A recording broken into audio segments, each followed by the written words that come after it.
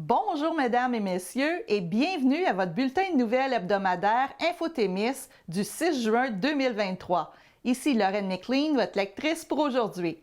Alors, cette semaine à Infotémis, nous avons la municipalité de Notre-Dame-du-Nord annonce l'aménagement d'une aire de jeu d'eau au parc Richelieu. Barbe-Brou évite un déménagement forcé et pourra maintenir ses activités. L'Abitibi-Témiscamingue, région la plus touchée par les feux de forêt au Québec. La MRC de Témiscamingue appuie la demande d'un établissement de santé autonome pour le territoire. Une Témiscamienne se lance dans la co-chefferie de Québec solidaire et plusieurs autres nouvelles. Surtout, n'oubliez pas que la saison de notre télé-bingo est terminée pour cette année. Nous reprendrons le tout en septembre prochain. J'aimerais profiter de l'occasion pour vous remercier, chers téléspectateurs, pour votre fidélité tout au long de l'année. Merci également à tous nos commanditaires, car sans votre support financier, notre télé-bingo ne pourrait avoir lieu. Un merci bien spécial à tous nos dépositaires de cartes de bingo pour votre excellente collaboration au courant de l'année. Et finalement, merci à tous nos bénévoles qui, semaine après semaine, leur présence est essentielle au bon déroulement de notre télé-bingo. La municipalité de Notre-Dame-du-Nord annonce qu'elle aménagera une aire de jeu au parc Richelieu située aux 5 rues Ontario entre le local du Rodéo du Camion et le pavillon Tête-du-Lac. Les travaux débuteront à compter du 5 juin prochain et se termineront vers la fin du mois de juillet. En raison de ces travaux, la partie nord du parc Richelieu sera fermée au public. Votre collaboration et votre compréhension sont importantes pour favoriser les opérations. Barbe-Brou évite un déménagement forcé et pourra maintenir ses activités. La CPTAQ empêche un déménagement forcé pour la microbrasserie Barbe-Brou située sur la route 101 à Nedelec en autorisant la seule microbrasserie du Témiscamingue à tenir cet été. Un commerce de restauration et de microbrasserie. Souvenons-nous que l'entreprise faisait l'objet de 2 plaintes devant la CPTAQ en raison de ses activités commerciales qui se déroulaient depuis l'été 2021 sur un sol réservé à l'agriculture. La propriétaire de l'entreprise, Mme Carole Marcoux, exprime le fait que cette situation a occasionné beaucoup de stress inutile car nous aurions pu être chassés de chez nous. L'entreprise Barbe-Brou est considérée par la municipalité de Nedelec comme un levier indispensable à sa transformation et à sa revitalisation. C'est la raison pour laquelle elle n'a jamais hésité à supporter l'entreprise. Ce projet permettra de créer 4 à 5 nouveaux emplois à court terme sur un territoire dévitalisé sur le plan économique. De son côté, la Fédération de l'Union des producteurs agricoles de l'Abitibi-Témiscamingue n'avait jamais exprimé d'opposition envers le projet agro-touristique et d'agro-transformation de Barbe-Brou. Un message important de la municipalité de Notre-Dame-du-Nord. Plusieurs incendies de forêt majeurs font rage en ce moment. Les risques d'incendie sont préoccupants. La municipalité de Notre-Dame-du-Nord doit se préoccuper de la sécurité de la population. Certains citoyens lancent des feux d'artifice malgré le risque élevé de feu. Elle tient à vous informer que c'est interdit selon l'article 13 du règlement municipal 351-17 concernant les nuisances incluant les freins moteurs et applicables par la Sûreté du Québec. Le contrevenant est passible d'une amende de 300 $ pour une première infraction et de 900 $ en cas de récidive. Il faut respecter les conditions de risque d'incendie émises par la SOPFEU et de tenir compte des conditions climatiques actuelles et prévues. La municipalité de Notre-Dame-du-Nord vous remercie pour votre compréhension et votre collaboration habituelle. Rimini tient son premier marché public. Le 27 mai dernier, la municipalité de Rimini a lancé sa toute première édition du marché public au centre récréatif lors de la fête du village. La population a pu découvrir les produits de 6 exposants. La présidente de la fabrique explique que le marché se tiendra une fois par mois jusqu'au mois d'octobre. Jocelyne Laforge mentionne que l'objectif visé est de revitaliser le village de Rimini. Elle mentionne que pour la saison estivale, beaucoup de visiteurs passent à Rimini, donc elle espère pouvoir les attirer au marché public. L'idée de permettre au marché de voir le jour en même temps que la tenue de la fête du village était de profiter de la foule à cet événement pour se faire connaître afin que les gens puissent participer aux autres éditions du marché public. À la fin de cette saison, les organisateurs décideront si ce marché va se tenir encore l'an prochain. L'Abitibi-Témiscamingue, région la plus touchée par les feux de forêt au Québec. Au Québec, plus de 200 feux de forêt sont en activité, mais l'Abitibi-Témiscamingue demeure la région la plus touchée par les feux de forêt au Québec. Après une longue fin de semaine de combat des incendies et d'évacuation, les feux de forêt inquiètent encore en Abitibi-Témiscamingue et dans le nord du Québec. Le feu de forêt situé à 3 km de Nord-Métal en Abitibi-Ouest est prioritaire pour la Société de la protection des forêts contre le feu, appelée SOBFEU, du personnel, une équipe de spécialistes des États-Unis ainsi que des troupes militaires sont attendues en renfort. Mélanie Morin de la SOBFEU précise que les vents vont être du nord, nord-ouest, donc pousser l'incendie vers Nord-Métal et vers Saint-Lambert. Elle mentionne également que nous continuons notre travail avec des équipes au sol, avec de la machinerie lourde et avec l'arrosage héliporté avec hélicoptère. À date, l'incendie a atteint plus de 2000 hectares de forêt brûlée. Doris Nollet, directrice du service incendie à la ville de Nord-Métal, atteste que nous allons tout faire pour sauver le village. La situation s'améliore à la Baie-sur-Quévillon à la suite des changements de direction des vents. Le feu s'est arrêté à 1 km de la municipalité dimanche. José Poitras de la SOBFEU ajoute que la machinerie est encore sur les lieux et travaille à construire une ligne d'arrêt mécanisée. Plus de 16 000 hectares de forêt ont été brûlés. Guy Lafrenière, maire de Lebel-sur-Quévillon, stipule qu'il garde un œil sur la direction des vents car le feu approchait dangereusement l'usine de pâtes Nordic Craft. Il ajoute que les entrées autour de la municipalité sont fermées et rappelle qu'une autorisation spéciale est obligatoire pour circuler sur la route 113 dans le secteur. Samedi, la communauté autochtone du Lac-Simon a dû être évacuée. Dimanche, Val-Paradis a déclaré l'état d'urgence ainsi que la municipalité de Sainte-Terre. Mais qu'en est-il de la région du Témiscamingue? La préfète Claire Bolduc mentionne que pour l'instant, tout est encore beau, tout est sous le contrôle. Les maires sont en veille, en mode d'alerte et se tiennent prêts à intervenir advenant le cas qu'un feu se manifesterait. Le ministère des Ressources naturelles et des Forêts, ainsi que le ministère de la Sécurité publique, ont émis un avis concernant les risques de feux de forêt en demandant la collaboration de la population pour éviter ou restreindre les déplacements en forêt pour les prochains jours. Mme Bolduc demande à la population de respecter judicieusement cet avis, soit d'éviter de circuler en forêt, sur les terres privées ainsi que sur les terres publiques. Une simple étincelle d'un moteur de tronçonneuse ou encore d'un moteur de 4 roues, d'un mégot de cigarette, serait assez pour débuter un feu de forêt considérant la présence actuelle de sécheresse. De son côté, Richard Plot, directeur de la RISIT, désire sensibiliser la population à respecter l'interdiction totale de faire des feux à ciel ouvert, étant donné qu'il n'y a pas de précipitations prévues cette semaine. La MRC de Témiscamingue appuie la demande d'un établissement de santé autonome pour le territoire. À la suite d'une démarche initiée par le Comité citoyen pour des soins de santé durables au Témiscamingue, la MRC de Témiscamingue appuie pleinement et entièrement la demande d'un établissement de santé autonome pour la région.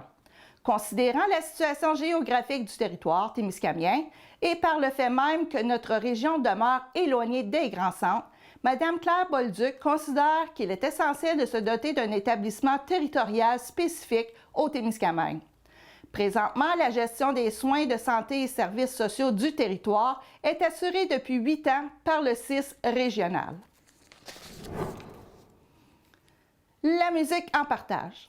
Le concert annuel de l'École de musique Les Jeunes Concerts du Témiscamingue s'est tenu le 28 mai dernier à l'église de Lorrainville.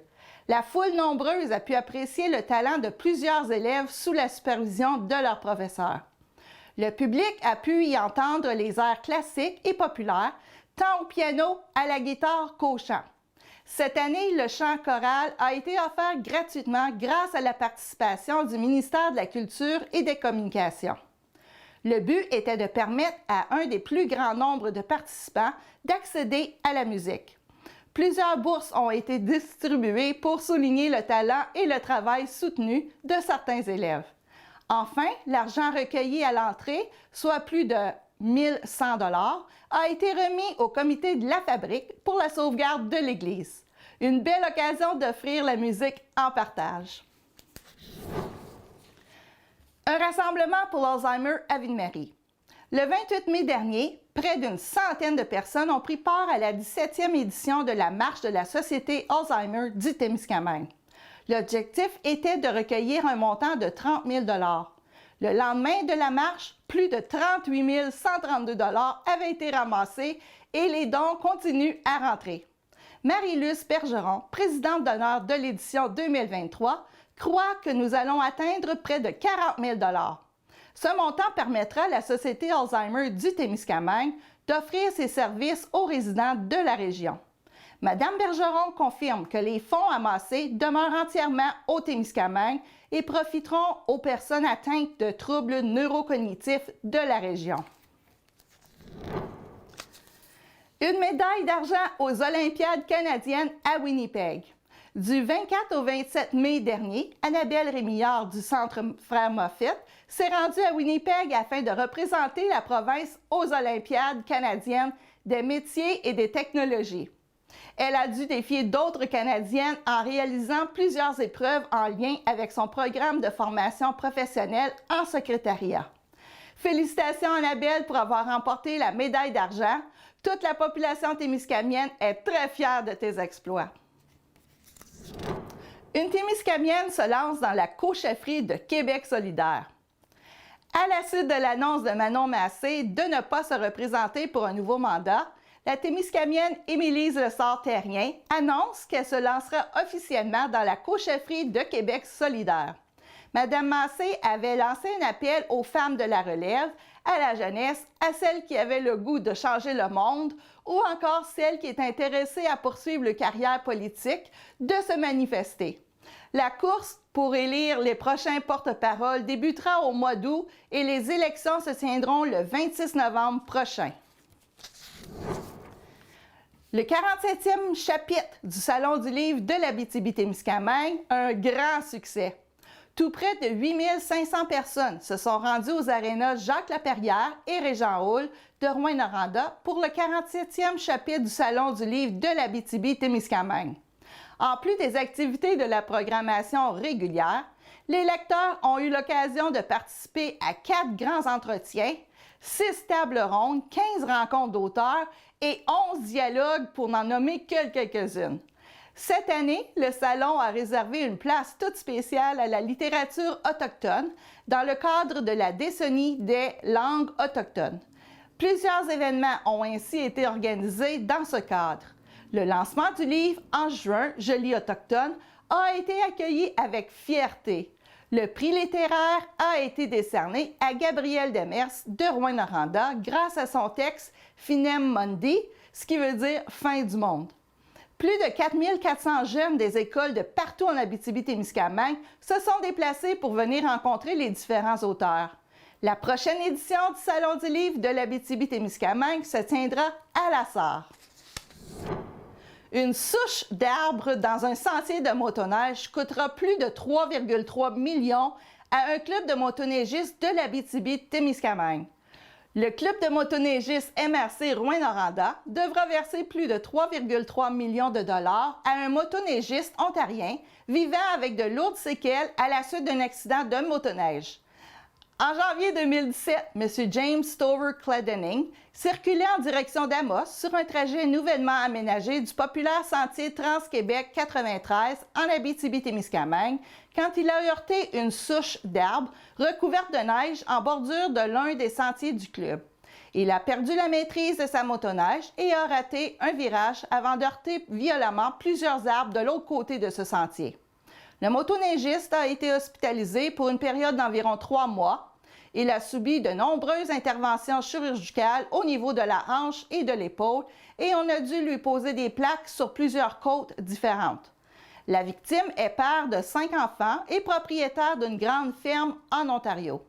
Depuis son accident, il n'est plus le même. Il vit avec de nombreuses séquelles et n'est plus capable de s'occuper de sa ferme en Ontario, qui appartient à sa famille depuis plus de 100 ans, sur 4 générations. Le juge de la Cour supérieure du Québec a stipulé que le club a fait preuve de négligence en laissant la souche d'arbre en place. Cette dernière mesurait 37 cm de haut et 11 cm de large, ce qui est certainement assez haut et large pour provoquer un choc violent si elle était heurtée par une motoneige roulant à une vitesse d'environ 30 à 40 km/h. Le club de motoneige a été condamné à payer près de 3,3 millions de dollars à la victime en dommages moraux et en perte de revenus, ainsi que plus de 300 000 dollars à sa femme et 30 000 dollars à chacun de leurs 5 enfants. Projet de loi C11 de bon augure pour les médias communautaires. L'Association canadienne des usagers des stations de télévision, Cactus, et la Fédération des télévisions communautaires autochtones du Québec, FCCAT, accueillent favorablement l'adoption du projet de la loi C11. Ce projet de loi met à jour la loi sur la radiodiffusion de 1991 en y incluant une définition de l'élément communautaire et une description complète de son rôle dans le domaine de la radiodiffusion canadienne. La loi de 1991 ne mentionnait que partiellement cette appellation, même si elle stipulait que les 3 éléments, publics et privés et communautaires, devaient travailler ensemble de manière appropriée pour atteindre les objectifs de la loi. Patrick Watt, directeur de CHCO-TV, situé au Nouveau-Brunswick et président du Cactus, a déclaré que, comme d'autres groupes, nous attendons avec impatience la directive ministérielle du CRTC pour mettre en œuvre le projet de la loi C11. La nouvelle législation n'est que la première étape. La télévision communautaire est en déclin depuis 2 décennies. Si le fait d'inclure les géants du Web avec la nouvelle loi signifie simplement qu'ils seront obligés de dépenser une certaine somme d'argent pour des séries scénarisées, en quoi cela répondra-t-il aux besoins des communautés en matière de réflexion totale? Nous sommes impatients de travailler avec toutes les parties prenantes sur la prochaine pièce du casse-tête. L'élément communautaire comprend près de 300 installations de production radiophonique, télévisuelle et multimédia à but non lucratif et appartenant à la collectivité. L'absence de définition claire dans la législation de 1991 a conduit à la domination quasi totale du secteur de la télévision communautaire par les câblo-opérateurs et a miné la capacité des groupes communautaires à poursuivre leur propre programmation. La nouvelle loi change la donne et constitue l'aboutissement d'une décennie de travail de la part des parties prenantes et des décideurs politiques, a déclaré Amélie Heinz, directrice de la Fédération. Les médias communautaires jouent un rôle essentiel en desservant les petites communautés et les groupes minoritaires que les secteurs publics et privés ne peuvent atteindre. Pour sa part, Catherine Edwards, directrice générale de Cactus, précise que la nouvelle définition de l'élément communautaire et la description de son rôle sont le fruit d'une étroite collaboration entre les 5 associations qui représentent les télévisions et les radios communautaires, le cabinet du ministre du Patrimoine, le personnel du patrimoine canadien qui a travaillé sur le projet de loi, les députés de tous les partis, ainsi que les sénateurs au cours des étapes finales du projet de loi. Tout le monde est concerné par la mise en place d'une infrastructure démocratique adéquate pour soutenir des informations locales crédibles. De plus, il ne s'agit pas seulement de l'information locale. Le rôle de l'élément communautaire en tant que lieu de formation pour l'industrie de la production a également été reconnu officiellement pour la première fois. Le cadre stratégique de Creative Canada de 2016 évoque la nécessité de créer des pôles créatifs où les amateurs et les professionnels des industries créatives du Canada peuvent affiner et améliorer leurs compétences. Cet article provient de la Fédération des télévisions communautaires autonomes du Québec. Alors voilà, c'est ainsi que se termine notre bulletin de nouvelles pour cette semaine. J'espère que ça vous a plu. TV Témis est toujours à la recherche d'un journaliste pour compléter son équipe. Si vous croyez avoir les compétences pour ce poste, n'hésitez pas à nous faire parvenir votre CV à direction@commercialtemis.tv. Pour plus d'informations, contactez-nous au 819-723-2814. Ici Lorraine McLean qui vous remercie d'avoir été là. À la semaine prochaine. Au revoir.